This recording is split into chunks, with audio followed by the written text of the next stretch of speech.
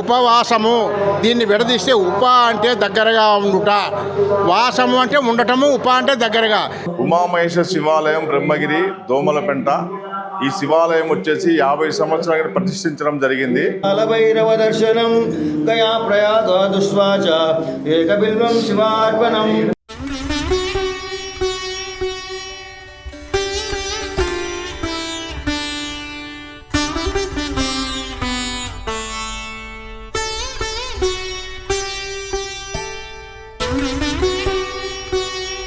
అందరూ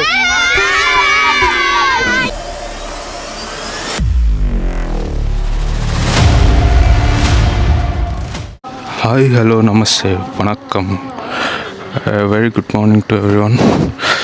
welcome back to begging travels. Shivaratri కాబట్టి పొద్దుగా లేచినాం. కొంచెం గుళ్ళో పూజలు అవన్నీ ఉంటాయి. ఇప్పుడు ఆ పూజలు అవన్నీ చూసుకొని ఇంకా పాదయాత్ర కూడా ఉంటుంది రేపు కదా ఎల్లుండి ఉంటుంది. ఇంకా ఈ 3 days జరిగేది మొత్తం వీడియో తీసి పెడదామని ఫిక్స్ అయినా నేను ఈరోజు. సో అందుకే మార్నింగ్ లేచి స్నానం చేసిండే ఫుల్ ఫ్రెష్ అప్ అయ్యి ఇప్పుడు అభిషేకం జరుగుతుంది శివుడికి. సో అది క్యాప్చర్ చేద్దామని చెప్పేసి పోతున్నా. పాటు మా కజిన్స్ కూడా ఉన్నారు గుళ్ళో. వెనక చూద్దాం. ఓకే, సో ఇప్పుడైతే టెంపుల్కి వచ్చినాము. చూడవచ్చు, ఇదే లోపలికి వెళ్తున్నాము. ఇదే మా దగ్గర ఉన్న శివాలయం టెంపుల్. ఇది బాగా జరుగుతుంది అనమాట పూజలు అవన్నీ. ఇంట్లో లోపల ఒకసారి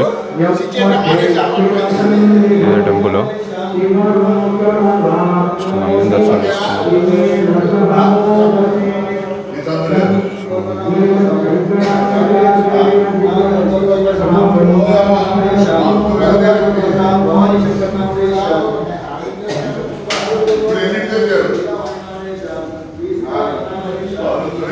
శివరాత్రి కాబట్టి మార్నింగ్ 5కే లేయాల్సి వచ్చింది. అందరం 4:30కే లేచాము.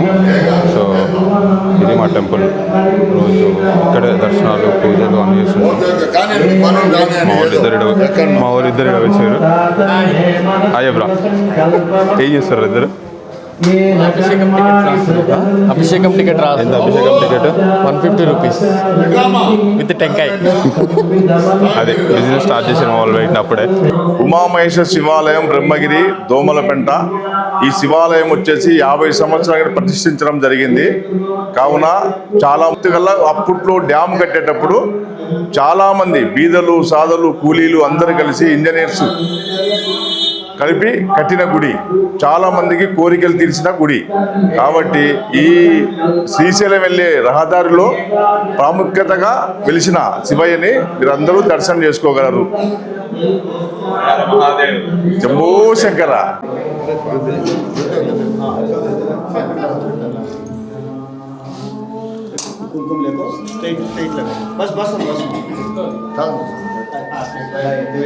కాలభైరవ దర్శనం గయా ప్రయాగ దుస్వాచ ఏకబిల్వం శివార్పణం.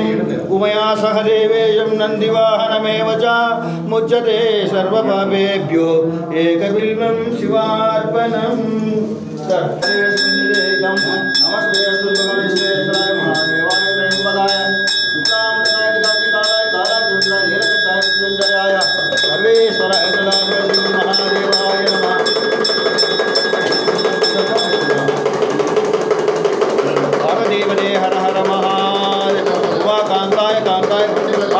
మనకి శివరాత్రి సందర్భంగా అయ్యగారు కొన్ని జనాలకు మంచి విషయాలు చెప్తాడంట. జనాలకు కొద్దిగా మంచి విషయాలు చెప్పండి. ఇది మైక్ మైక్ ఇది శివరాత్రి రోజు ఏం చేయాలి కాన్సెప్ట్ చెప్పండి. ఉపవాసం అంటే ఏంది? ఉపవాసము దీన్ని విడదీస్తే ఉప అంటే దగ్గరగా ఉండుట, వాసము అంటే ఉండటము, ఉప అంటే దగ్గరగా. దేనికి దగ్గరగా? భగవంతునికి దగ్గరగా నామస్మరణతో ఉండటంది ఉపవాసము.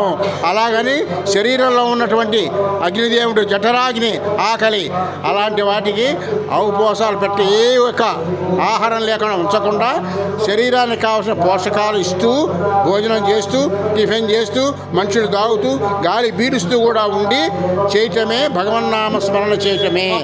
అలా ఏమీ లేదనుకోండి, నీరసంగా ఉంటుంది, కాన్సన్ట్రేషన్ ఉండదు. ఏమి లేనప్పుడు మనిషి జీవాత్మ ఏమవుతుంది? పరమాత్మ పరమాత్మలో కలుస్తుంది. నీరసము, కాళ్ళతీత, కాన్సన్ట్రేషన్, నిలకడ, స్థిరత్వము కావాలి అంటే ఉపవాసము. లోపల శరీరాన్ని తీసుకోవాలి.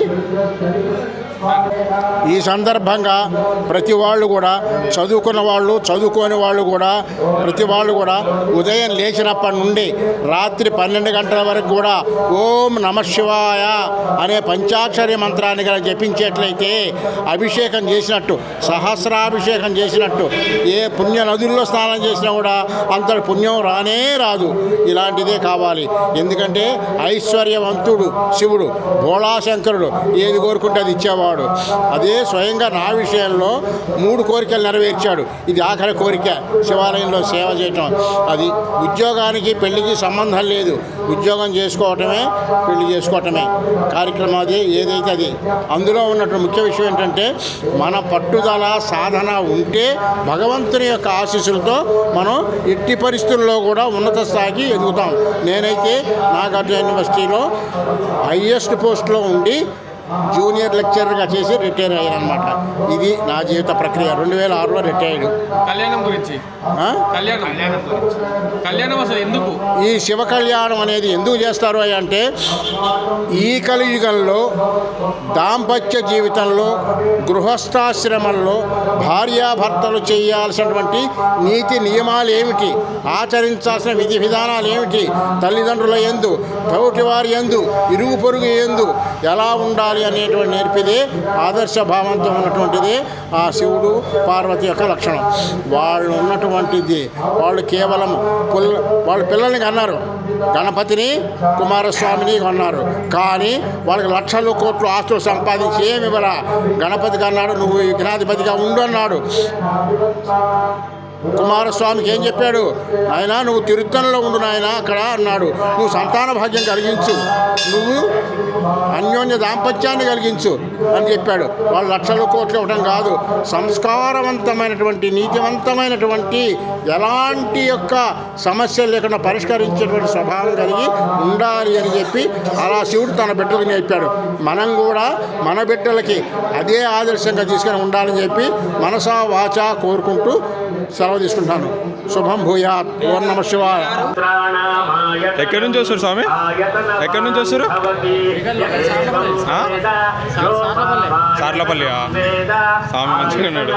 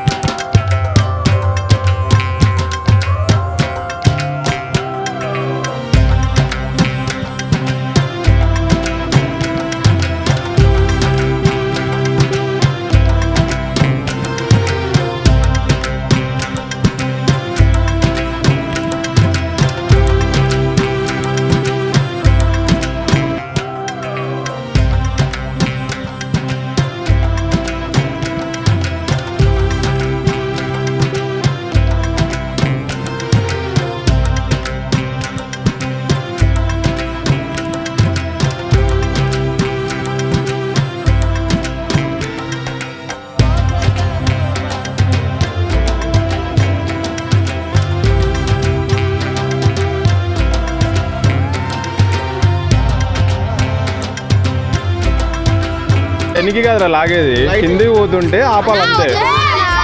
తెలుసా? మరి ఎందుకు లాగుతారు ఎనికి?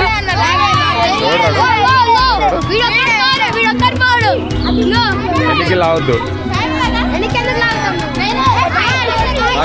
చెప్పారు అందరూ.